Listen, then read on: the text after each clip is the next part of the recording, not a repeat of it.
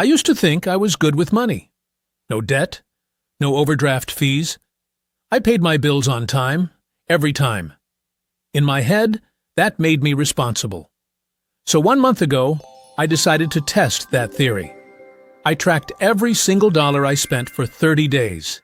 Every coffee, every subscription, every late-night order I didn't even remember making. And what I found didn't just surprise me. It kind of embarrassed me. This is that experiment.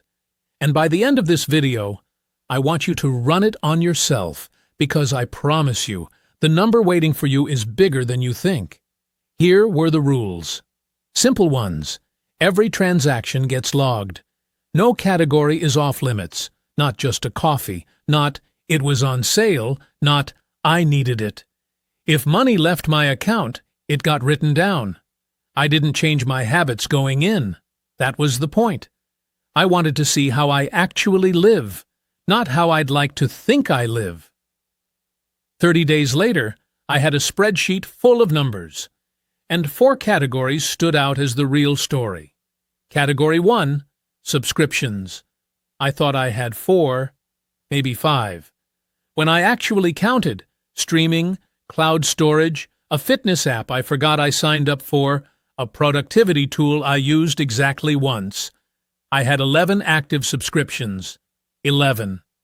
I couldn't even name all of them off the top of my head before I checked my statement. Here's the part that got me. Most people estimate they spend around $90 a month on subscriptions. When researchers actually check bank statements instead of asking people to guess, the real number is often over $200 a month. That's not a small rounding error. That's over $100 a month just disappearing on things you forgot you were paying for. I was one of those people. And honestly, it's not really our fault. Think about how these services are designed. You sign up once, enter your card number once, and after that, it just renews quietly in the background, forever, until you notice. There's no cashier at checkout asking, "Do you still want this?" No moment that forces you to reconsider. It just keeps happening. That's exactly why it's so easy to lose track. The friction to start a subscription is almost zero. The friction to cancel one is also almost zero, but only if you remember it exists in the first place. And most of us don't, until a video like this one makes us go check. I thought my subscriptions cost me around $40 a month. The real number was 96. That's not because I bought something extravagant. It's because small charges are invisible. 9.99 here, 14.99 there. None of them feel like spending money until you add them up. Annually, that's over $1,100 for things I mostly forgot I had. Category 2, food delivery. This one I expected to be bad. I did not expect it to be this bad. Across the month, I ordered delivery 11 times. At an average of around $35 an order, that's roughly $385 in 1 month, just on food showing up at my door. And here's the detail that actually changed how I think about it. Delivery doesn't just cost more because of fees and tips. Compared to eating the exact same meals by cooking or dining in, delivery runs about 20% higher overall. It's not just a convenience fee, it's a convenience tax stacked on top of everything else. 11 orders doesn't sound like a lot when you're living it one day at a time. It sounds like a lot when you see the total. And here's what made it worse. Most of those orders didn't feel like decisions. They felt like defaults. I'd get home late, be too tired to cook, and open the app almost on autopilot. In the moment, each one felt completely reasonable. It was one meal. It was one night. It was never, "I'm about to spend $385 this month on this." That's the trap with delivery specifically. It's not one big purchase you consciously make and feel the weight of. It's a dozen small, just this once moments that only reveal their true size when you add them up at the end. Category 3. Groceries. This was the one category I actually felt fine about, until I compared it to what I was already spending on delivery. I spent around $310 on groceries in the same 30 days I spent $385 on delivery. Let that sit for a second. I spent more getting food brought to me than I spent buying food to cook myself. That's not a guilt trip. It's just math. And once I saw it laid out like that, I couldn't unsee it. I'm not saying groceries are cheap right now either. Prices have climbed a lot over the past few years, and I felt that every time I checked out. But the comparison is the point. I wasn't choosing between cook and don't eat. I was choosing between cooking for around $10 a meal or paying nearly $35 for the same category of meal delivered. Multiply that gap by 11 orders, and you can see exactly where the extra $75 went. Category 4, the purchases I don't even remember making. This was the most uncomfortable part of the whole experiment. Small app purchases.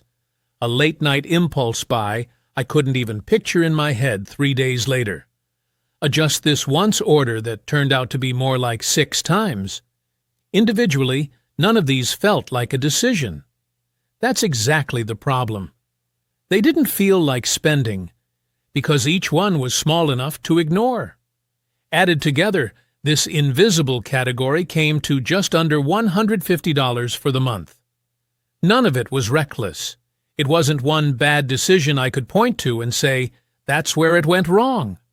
It was 15 small decisions I barely remember making, each one under $15, each one easy to justify in the moment. That's what makes this category the hardest one to fix. You can't cancel it like a subscription, and you can't cap it like delivery orders.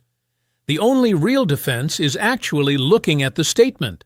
So here's the number that actually stopped me. Subscriptions, $96.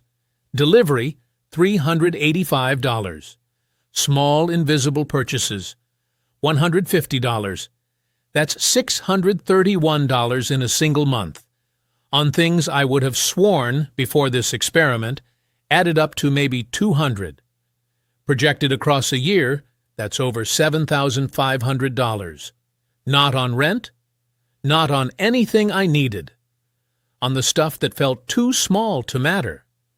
For context, that's more than a lot of people put into savings in an entire year. It's close to what some people pay in car payments annually, and it came from categories I would have described a month ago as not a big deal, a coffee here, a show I forgot I was paying for, one more delivery order because I didn't feel like cooking. None of those decisions felt big in the moment. That's exactly why the total felt so unbelievable when I finally saw it. I want to be clear about something. This isn't a video telling you to stop enjoying your life. Cutting out every coffee and every subscription isn't the lesson here. The actual lesson is simpler than that. You cannot fix what you cannot see. I wasn't overspending because I was careless. I was overspending because these costs were designed to be invisible. Small, recurring, easy to forget. That's not an accident. That's how subscriptions and delivery apps are built to work. Once I could actually see the number, I didn't need willpower to change it. I just canceled what I didn't use and set one simple rule for delivery. It has to be a decision, not a default. That distinction matters more than any budgeting app or spreadsheet trick. Willpower is unreliable. It's strong on Monday and gone by Friday night when you're exhausted, and the delivery app is one tap away. Visibility is different. Once you've actually seen the real number, you don't have to fight yourself every time. The decision basically makes itself. That's really the whole thesis of this video. Most people don't have a spending problem. They have a visibility problem. Fix the visibility, and the spending tends to fix itself. 3 things I changed starting the next month. 1. I canceled 4 subscriptions I hadn't used in over 60 days. 2. I capped delivery orders at twice a week instead of whenever I felt like it. 3.